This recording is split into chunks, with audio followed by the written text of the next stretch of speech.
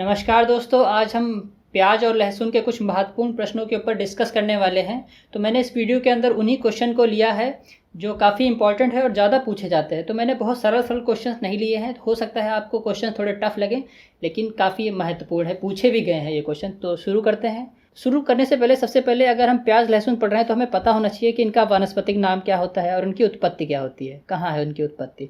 तो प्याज का वानस्पतिक नाम की बात करें तो एलियम सीपा इनका नाम होता है प्याज का। और उसी जगह हम लहसुन की बात करें तो इसका नाम होता है एलियम सटाइवम। हिंदी में आप लिख लीजिएगा, बहुत सरल नाम है इनका, कुछ खास नहीं है, एलियम सटाइवम। और दूसरी जगह अगर इनकी उत्पत्ति पूछ ली जाए तो इनकी एक ही जगह उत्पत्ति है, आपको केवल याद रखना है मध्य एशिया। क्या याद रखना है आपको दोस्तों? मध्य एशिया। ये सब तो सरल सरल हैं, कुछ खास पूछे नहीं जाते, लेकिन मैं फिर भी आपको बताए दे रहा हूँ, जैसे अगर आ जाए, कभी कभी सरल क्वेश्चन भी पेपर में पूछ लिया जाता है।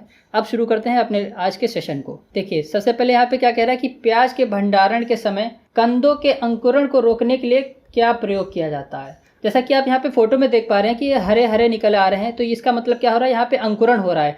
जब आपने घर पे देखा होगा, आप प्याज को बहुत दिनों तक रखते हैं तो उसमें से ऐसे ही हरे हरे अखुए निकलने लगते हैं, तो इसका मतलब होता है कि उसमें अंकुरण होने लगा है। अब अंकुरण होता क्यों है? क्योंकि उसमें नमी मिल जाती है। सबसे जो इम्पॉर्टेंट फैक्टर है आपका अंकुरण के लिए, वो नमी का मिलना। जैसे ही उसको नमी मिल जाएगी वो जर्मिनेट होना शुरू कर देगा या अंकुरित होना शुरू कर देगा। लेकिन प्याज के लिए हम अंकुरण का उपयोग ना करके एक शब्द होता है उसका उपयोग ज़्यादा करते हैं, जिसको हम इंग्लिश में कह देते हैं स्प्राउटिंग, SPROUTING, स्प्राउटिंग। तो अगर स्प्राउटिंग ऑफ ओरियन को रोकना है या इसके अंकुरण को रोकना है भंडारण के समय, तो आपको एक रसायन आता है, केमिकल आता है, ये इसका उपयोग करना पड़ेगा, जिसका नाम है मैलिक हाइड्राजाइड। अब ऑप्शन में ये ना लिखिए, आपके सामने अगर MH लिख दे जो इसका शॉर्ट फॉर्म है, तो भी आपको इसी पे ही टिक मारना है। MH का मतलब मैलिक हाइड्राजाइड, तो आपको इस पर टिक मारना है। तो उम्मीद करता हूँ कि चीज़ें आपको समझ में आई होंगी। अब बढ़ते हैं अगले क्वेश्चन की तरफ, देखते हैं अगला क्वेश्चन क्या कह रहा है हमारा। प्याज का खाया जाने वाला भाग कौन सा होता है? जैसा आप फोटो में यहाँ पे देख पा रहे हैं कि ये बल्ब के आकार का होता है, इसीलिए हम इसका जो खाया जाने वाला भाग जो होता है वो बल्ब होता है। और कभी कभी हम प्याज को बल्ब फसल के नाम से भी कह देते हैं, बल्ब क्रॉप। ठीक है, तो आपको ये कुछ चीज़ें याद रखनी है, बल्ब फसल या बल्ब क्रॉप कह देते हैं, और उसका खाया जाने वाला भाग भी बल्ब होता है। अब बढ़ते हैं अगले क्वेश्चन की तरफ। ये देखिए यहाँ से क्वेश्चन बहुत टफ हैं और काफ़ी अच्छे अच्छे बनते हैं, तो मैं आपको सारे एक ही क्वेश्चन के अंदर एक्सप्लेन कर दूंगा कैसे। देखिए आप कह रहे हैं लहसुन, लहसुन का एंटीबैक्टीरियल गुण किसके कारण होता है? तो सबसे पहले एंटीबैक्टीरियल का मतलब समझिए आप। यहाँ पे बैक्टीरिया का मतलब होता है जीवाणु, ठीक है। अब एंटी का मतलब होता है मारने वाला, तो जीवाणुओं को जो नष्ट करेगा उसको क्या हम बोल देंगे? एंटीबैक्टीरियल, या जीवाणुओं को जो खत्म करेगा, तो जीवाणु रोधी हम इसको कहते हैं हिंदी में। तो लहसुन का जो जीवाणु रोधी गुण होता है वो किसके कारण होता है? तो वो एलिसिन के कारण होता है। आप किस पे टिक मारना है? एलिसिन के कारण। अब ये जो 3 ऑप्शन दिए गए हैं, सब में से एक एक क्वेश्चन आपका बनता है, तो मैं तीनों आपको यहाँ पे एक्सप्लेन कर दूंगा कैसे। आप देखते हैं, जैसे अगर आपसे पूछ दे कि प्याज जो होता है, प्याज उसका एंटी फंगल मैं पहले लिख देता हूँ, फिर इसका हिंदी में भी मतलब समझाता हूँ। जैसे मैंने यहाँ पे आपको क्या बताया था, एंटीबैक्टीरियल को हिंदी में क्या बोलते हैं? जीवाणु रोधी। फंगल को हम लोग बोलते हैं फंगस। फंगस का मतलब होता है हिंदी में फफूंद। फफूंद को हम एक और नाम से जानते हैं जिसका नाम होता है कवक। तो इसका क्या मतलब हुआ? कवक को जो नष्ट करने वाला, कवक को जो मारने वाला, वो क्या हो जाएगा? एंटी फंगल हो जाएगा। तो हम इसको क्या लिख सकते हैं? कवक रोधी। प्याज का जो कवक रोधी गुण होता है वो किसके कारण होता है? कैटेकॉल के कारण होता है। ये आपको याद रखने हैं। ये कुछ नाम कठिन कठिन दोस्तों हैं, लेकिन आपको मैं याद करने का एक तरीका बताता हूँ कि आप क्या करिए, इन कठिन कठिन नामों को एक पर्चे पर लिख लीजिए, और जब जहाँ आप सोते हैं वहाँ पे दीवार पे आप चिपका लीजिए इसको। तो जैसे ही जब आप सोने जाएंगे तो एक बार इसको पढ़ लेंगे सारे नाम, तो क्या होगा, अब जब एक बार आप कल सुबह उठेंगे तब फिर आप इसको पढ़ लेंगे। ऐसे करते करते जब आप 4-5 बार इनको पढ़ेंगे तो बहुत आसानी से याद हो जाएंगे। तो ये तरीका है इनको याद करने का, क्योंकि थोड़े बड़े बड़े नाम है और कठिन भी है। अब देखते हैं यहाँ पे एक ऑप्शन दिया गया है एलाइल प्रोपाइल डाइसल्फाइड, ये कह रहा है। तो अगर आपसे क्वेश्चन आता है कि प्याज में चरपराहट किसके कारण होती है? चरपराहट, हल्की जो चरपराहट होती है प्याज में, वो किसके कारण होती है? तो आपको क्या लगा देना है? Allyl propyl disulphide. अगर चरपराहट ना लिख के क्वेश्चन में लिखते हैं वो पंगेंसी, PUNGENCY, पंगेंसी, ये इंग्लिश का शब्द है, इसका मतलब यही होता है चरपराहट। तो वो किसके कारण होती है? Allyl propyl disulphide. इतनी चीज़ें मैंने आपको यहाँ पे बता दी, आपको तीनों चीज़ें याद करनी। मैं फिर से रिपीट कर दे रहा हूँ कि अगर लहसुन का जीवाणु रोधी गुण पूछे तो किसके कारण? एलिसिन के कारण। और अगर प्याज का कवक रोधी गुण पूछे तो कैटेकोल के कारण। और पूछ ले कि चरपराहट किसके कारण प्याज में, तो एलाइल प्रोपाइल डाई सल्फाइड के कारण। ये कुछ कठिन कठिन नाम थे। आपको क्या करना है, घर में तुरंत ही पर्चे पर इनको नोट करके चिपका देना है दीवार में, जिससे कि जब आप इनको बार बार पढ़ेंगे तो आपके जबान पे रट जाएंगे ये शब्द, तो आपको बहुत अच्छे से तैयार हो जाएंगे। क्योंकि ये जो क्वेश्चन है ये आगे जाके भी काम आएंगे। जब आप बीएससी करेंगे, एमएससी करेंगे, तो ये कुछ कॉमन चीज़ें होती हैं जो आपको पता होनी चाहिए। अब देखिए अगला क्वेश्चन क्या कह रहा है कि बैंगनी धब्बा किस फसल का मुख्य रोग है। तो ये आपका प्याज का प्रमुख रोग है। ये पूछा गया हुआ प्रश्न है कि बैंगनी धब्बा किस फसल में लगता है, तो आपको क्या बताना है, प्याज का। अब किसके कारण लगता है इसकी बात कर लेते हैं। ये लगता है फंगस के कारण। फंगस को मैंने अभी बताया हिंदी में क्या कहते हैं, कवक कह देते हैं, कवक या फफूंद। और अगर ज़्यादा कठिन पेपर होगा तो फंगस का नाम पूछ लेगा या कवक का नाम पूछ लेगा, तो आपको क्या लिखना है, अल्टरनेरिया। लिखा तो वहाँ खैर होगा ही, आपको केवल टिक मारना है उस पर, अल्टरनेरिया पोराई। वैसे पूछते नहीं है इसका कवक, इसके कवक का नाम, लेकिन अगर आप कोई हाई लेवल एग्जाम देने गए जैसे ICAR का हो गया या BHU का हो गया, तो वहाँ ऐसे क्वेश्चंस आ जाते हैं जिसमें आप वो सीधे आपसे कवक या फफूंद का नाम भी पूछ लेते हैं। तो इसके अंदर होता क्या है, देखिए जैसे आप ये पत्ती देख रहे हैं, इस पर ये घाव जैसे बन जाते हैं। घाव को अगर इंग्लिश में पूछे तो क्या कहते हैं, लेशंस बोलते हैं। तो ये घाव बन जाते हैं पत्तियों पे। तो ये किसका लक्षण है, ये आपके बैंगनी धब्बा के लक्षण है। इसका सुधार की अगर हम बात करते हैं, कैसे इसका सुधार कर सकते हैं, तो इसके अवरोधी किस्म हम उगा सकते हैं। तो अगर आपसे यहाँ से एक और क्वेश्चन बनता है कि अगर पूछ ले कि बैंगनी धब्बा के अवरोधी किस्म कौन कौन सी है, मतलब वेराइटीज़ कौन कौन सी है जिसमें बैंगनी धब्बा नहीं लगेगा, तो आपको क्या लिखना है, नासिक रेड। नासिक रेड नाम की एक आती है किस्म, उसमें ये नहीं लगता है, ठीक है। और एक पूसा कल्याण नाम की भी होती है। तो ये दो मैंने आपको बताई।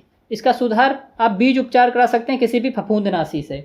फफूंदनाशी के आपको नाम कुछ याद होने चाहिए, जैसे एक थायरम होता है, ये आपको BSc AG में भी पढ़ने मिलेंगे, ठीक है। थायरम से हम बीज उपचार करा सकते हैं। और अगर फफूंदनाशी का आप छिड़काव भी कर सकते हैं, तो एक आता है फफूंदनाशी मैनकोजेब। ये मैं बहुत हाई लेवल चीज़ें बता रहा हूँ, ये आपके आगे चल के काम जरूर आएंगी। तो इसीलिए अगर आप अभी से इन सब नामों को याद कर लेते हैं तो आपको आगे जाके बहुत ही सहायता मिलेगी। तो अब देखते हैं अपना अगला क्वेश्चन क्या है। कह रहा है कि प्याज की फसल में बोल्टिंग का क्या तात्पर्य है। अब बोल्टिंग से बच्चे घबरा जाते हैं कि उनको लगता है कि बोल्टिंग कोई अलग ही प्रक्रिया होगी, लेकिन जो प्याज में डंठल निकल आता है, जैसे आप डंठल देख रहे हैं पिक्चर में, तो इसको हम क्या बोल देते हैं, बोल्टिंग बोल देते हैं प्याज के अंदर। तो पुष्प का डंठल निकलना, इसको क्या बोल देंगे, बोल्टिंग। प्याज से बहुत क्वेश्चन बनते हैं, तो मैं आपको धीरे धीरे करके सारे बताऊंगा आज। तो प्याज से क्वेश्चन बन जाता है कि इसका उत्पादन सबसे ज़्यादा भारत में कहाँ होता है। आप कहाँ होता है तो आपको पता भी होगा, नहीं पता है तो आप लिख लीजिए, महाराष्ट्र में होता है इसका उत्पादन। पूछ लिया जाए इसका राष्ट्रीय अनुसंधान केंद्र कहाँ है। अगर राष्ट्रीय अनुसंधान केंद्र ना लिखकर वो इंग्लिश में लिख दे NRC कहाँ है। NRC का मतलब होता है नेशनल रिसर्च सेंटर, तो मतलब इसका हिंदी में हुआ राष्ट्रीय अनुसंधान केंद्र। तो ये भी आपका नासिक महाराष्ट्र के अंदर है, ठीक है। तो इतनी चीज़ें आपको याद रखनी है। अब बढ़ते हैं अगले क्वेश्चन की तरफ। देखिए फास्फोरस की अधिक मात्रा किस में पाई जाती है, तो आपको टिक लगाना, लहसुन में पाई जाती है। और प्याज में विटामिन बी की मात्रा भी काफ़ी ज़्यादा मात्रा में होती है, विटामिन बी। तो दो चीज़ें आपको याद रखनी थी, फास्फोरस किस में पाया जाएगा, लहसुन में पाया जाएगा। अब बढ़ते हैं अगले क्वेश्चन की तरफ। कह रहा है कि प्याज का जो लाल रंग होता है वो किसके कारण होता है। मैंने आपको दोस्तों पुरानी वीडियोस में एक ट्रिक बताई थी कि अगर आपसे किसी भी चीज़ का लाल रंग पूछ ले, चाहे वो सेब का पूछ ले, अनार का पूछ ले, प्याज का पूछ ले, आपको किस पे टिक मारना था, एंथोसाइनिन के कारण होती है। लेकिन टमाटर के केस में ऐसा नहीं था। टमाटर क्या था, अपवाद था वहाँ पे। तो टमाटर में लाल रंग किसके कारण होता है, लाइकोपिन के कारण होता है। तो आपको ये दो चीज़ें याद रखनी। अगर टमाटर के अलावा किसी और चीज़ का पूछे लाल रंग तो एंथोसाइनिन पे टिक मारना, और अगर टमाटर का पूछे लाल रंग तो लाइकोपिन के कारण टिक मारना, ठीक है। और अगर मिर्च का लाल रंग पूछ ले तब भी मैंने आपको पढ़ाया हुआ है दोस्तों, मिर्च का लाल रंग होता है कैप्सेंथिन के कारण। तो ये दो चीज़ें मैंने आपको बताई कि टमाटर का लाल रंग लाइकोपिन के कारण, और पूछ ले मिर्च का लाल रंग तो कैप्सेंथिन के कारण। तो ये दो चीज़ें अलग अलग चीज़ें हैं। और कभी कभी देखा होगा आपने दोस्तों कि प्याज का जो ऊपर वाला बक्कल होता है या छिलका होता है जिसको हम बोलते हैं, वो कभी कभी पीले रंग का होता है, जैसा कि आप इस पोस्ट में देख रहे हैं। आप ऐसी उपयोगी पोस्ट के लिए हमारे इंस्टाग्राम पे भी हमको फॉलो कर सकते हैं, एग्री पैराडाइज के नाम से ही, जहाँ पे बहुत अच्छी अच्छी पोस्ट आती रहती हैं, जिससे आपकी नॉलेज भी बढ़ती रहेगी और इंटरटेनमेंट के साथ साथ पढ़ाई भी होती रहेगी। तो जैसे यहाँ पे दिखाएगा कि जो येलो कलर होता है या फिर जो बाहरी आउटर कलर होता है प्याज का, वो किसके कारण होता है, तो आपको याद रखना क्यूरेसेटिन के कारण होता है। किसके कारण होता है, क्यूरेसेटिन। ये कठिन कठिन नाम जरूर है दोस्तों, लेकिन मैंने आपको ट्रिक बताई है याद करने की। आपको क्या करना है, एक पर्चे पे नोट करना है, दीवार पे चिपकाना है, सुबह शाम 5 बार पढ़ना है, और 5 दिनों के अंदर आप जादू देखेंगे कि सब आपकी जुबान पे रटा मिलेगा। कोई आपको रात के 2 बजे भी उठा के पूछ लेगा कि प्याज का लाल रंग किसके कारण, तुरंत आप बता देंगे एंथोसाइनिन के कारण। और कोई पूछ लेगा जीवाणु रोधी किसके कारण होता है लहसुन में, तो आप तुरंत बता देंगे एलिसिन के कारण होता है। तो ये याद करने के कुछ तरीके हैं जो मैंने अपने टाइम पे भी प्रयोग किए थे, इसी कारण मुझे आज भी ये सब चीज़ें याद हैं। तो आप भी यही तरीका उपयोग कर सकते हैं। आप देखते हैं ये हमारे सेशन का आखिरी क्वेश्चन है, लेकिन इंपॉर्टेंट क्वेश्चन। यहाँ से क्वेश्चन कई बनते हैं, मैं आपको बताऊंगा। जैसे आप जो दालें होती हैं या दलहनी फसलें होती हैं, उसमें ज़्यादातर प्रोटीन की मात्रा अगर पूछी जाती है तो आपको एक 25% ये याद रखना है, क्योंकि 25% के आसपास ही सब में होती है। अब आपको अगर अलग अलग फसल का अलग अलग तरीके से याद करेंगे तो भूल जाएंगे, आप निश्चित बात भूल जाएंगे। जैसे मूंग में 22 से 24 होती है, किसी में 25 होती है, किसी में 26 होती है, तो आपको एक अंदाजन 25 लेकर चलना है। तो अगर 25 के पड़ोस कोई भी ऑप्शन दिया गया हो या 22 दिया गया हो, ठीक है, या 24 दिया गया हो, तो आपको क्या लगा देना है, तुरंत टिक मार देना है, ये नहीं सोचना है। तो आपको क्या अंदाजन याद करना है कि 25% होती है। लेकिन सोयाबीन एक ऐसी फसल है दलहनी जिसमें बहुत ज़्यादा प्रोटीन की मात्रा पाई जाती है। सबसे ज़्यादा प्रोटीन की मात्रा अगर पूछी जाए किस में पाई जाती है, तो सोयाबीन में पाई जाती है। कितनी पाई जाती है, 42 से 44%, 42 से 44% पाई जाती है। एक क्वेश्चन और बनता है कि सोयाबीन में तेल की मात्रा कितनी होती है, तो वो भी मैं बता देता हूँ। तो 20 से 22% कितनी होती है तेल की मात्रा। आप देखिए, ये सब चीज़ें तो सरल चीज़ें थी। अब देखिए एग्जामिनर आपका पेपर कैसे घुमाता है, मैं आपको बताता हूँ। आप क्या याद करके गए हैं कि तेल की मात्रा 20 से 22% और प्रोटीन की मात्रा 42 से 44%, ठीक है। लेकिन वो ये पूछेगा ही नहीं, वो पूछ देगा कि तेल और प्रोटीन का कितना अनुपात होता है सोयाबीन में। तो ये आप तभी बता पाएंगे जब आपको दोनों की मात्राएं याद हों और आप थोड़ा कॉमन सेंस का प्रयोग करें। कैसे, देखिए जैसे यहाँ पे ये 20 से 22% किसकी हो गई, तेल की मात्रा, और 42 से 44% किसकी हो गई, प्रोटीन की मात्रा। तो क्या हम इसको 1:2 लिख सकते हैं ना। अगर इनको हम भाग दें तो 1:2 ही तो आएगा। जैसे देखिए मैं करके दिखाता हूँ। जैसे हमने मान लिया 22% तेल है हमारी सोयाबीन में और 44% क्या है आपका, प्रोटीन है। तो इसको अगर हम भाग देंगे तो 1/2 आया, जिसको हम क्या लिख सकते हैं, 1:2। और अगर इसको घुमा के पूछ ले कि प्रोटीन और तेल का अनुपात कितना हो जाएगा, तो इसको इधर कर दीजिए, इसको इधर कर दीजिए, 2:1 हो जाएगा। तो ये चीज़ें थोड़ा कन्फ्यूजन वाली हैं ज़रूर, लेकिन मैंने आपको बहुत ही आसानी से समझा दी। फिर से बता देता हूँ, तेल की मात्रा पूछे तो 20 से 22%, सबसे ज़्यादा प्रोटीन पूछे किसमें, तो सोयाबीन में।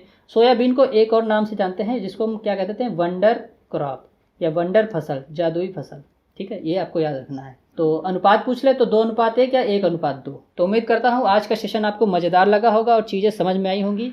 ऐसे ही मज़ेदार सेशंस आगे आते रहेंगे और जिससे आपकी तैयारी बहुत अच्छी बनी रहे। धन्यवाद।